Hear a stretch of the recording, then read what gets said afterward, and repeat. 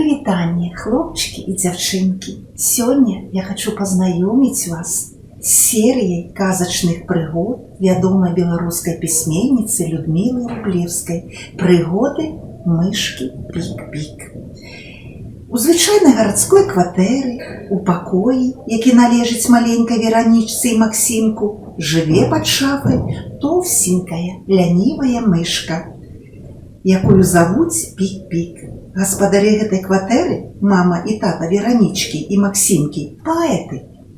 Мусіць, і таму мышка Пик-Пик не зусім звычайная мышка, гэтакі, як і яе сяброўка, котка Пепіта. Сёння я хочу пазнаёміць вас з адной прыгодай, якая здарылася з мышкай Пик-Пик.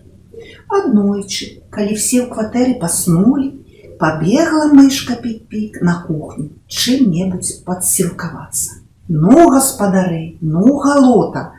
Ни цукерачак, ни тортикам, ни печыва не пакінулі на стале для беднай мышкі. Толькі два пернічкі, палова шакаладкі, жменька разынак, 4 арэшкі, 1 яблычак. Хіба гэта можа выратаваць ад галоднай смерці? Ды яшчэ ёсць вялікі гаршочак на пліце. Пахне з-пад накрыткі, правда, смачна. Здаецца, грэчневай кашай з малаком. Ну не з голаду ж паміраць.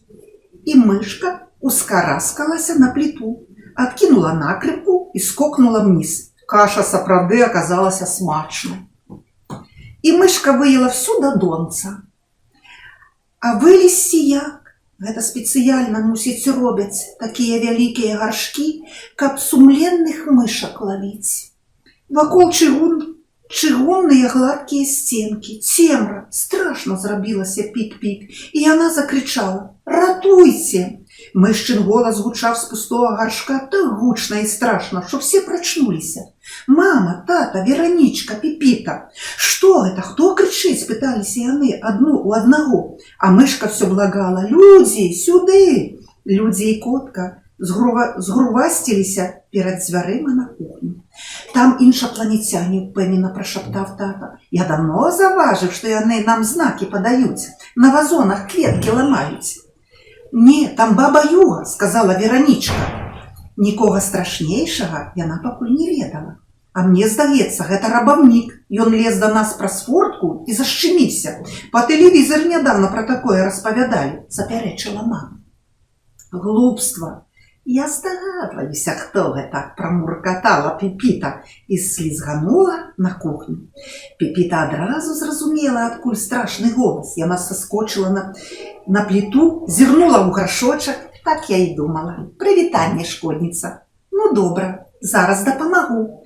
Пепіта паспрабавала дастаць Пик-Пик, але, на жаль, толькі папхнула гаршочак. І той са страшэнным грукатам упаў на падлогу і пакаціўся. Па той бок дзвярэй кухні пачуліся крыкі. «Як ты мог адпусціць туды бедную Пепіту?» – дакарала тату угневаная мама. «Ты ж мужчына, ратуй нас!»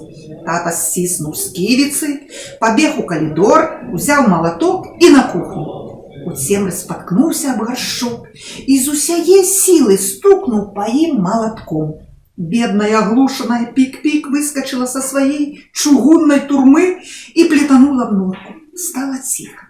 Мама асцярожна зайшла на кухню і запаліла святло. Што тут рабілася?» «Ды так», – сціпла сказаў тата. «Былі рабаўнікі, толькі некія слабыя. Стукнуў аднаго малатком, дык і збеглі». Мама застагнала, паклала таблетку пад язык і накіравалася в ложак. А на кухню насмелілася зайсці Веранічка. «Тата, прызнайся, што тут было насамрэч?» «Ды так», – сціпла сказаў тата. «Баба Юга швэндалася, стукнуў яе малатком па касцяной назе. Яна і уцекла». Веранічка з захапленнем паглядзела на тату і пашла спаць.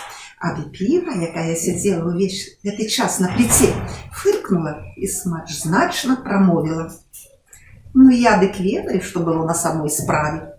«Так, табе я магу сказаць праўду», – прашаптаў тата. «Гэта былі іншапланецяне. Каб не стукнуў я малатком па іх лятаючай талерцы, невядома, чым бы гэта все скончылася». Пепіта аж мову страціла ад здзіўлення. Тата паклаў малаток на месца і таксама пайшоў спаць. А Пік-Пік мармытала абурана в сваёй норцы. Гэта неадменна штукарствы амерыканскага гангстера Мікі Мауса. Вось помслівы які! Не хоча змірыцца, што я яго разлюбіла.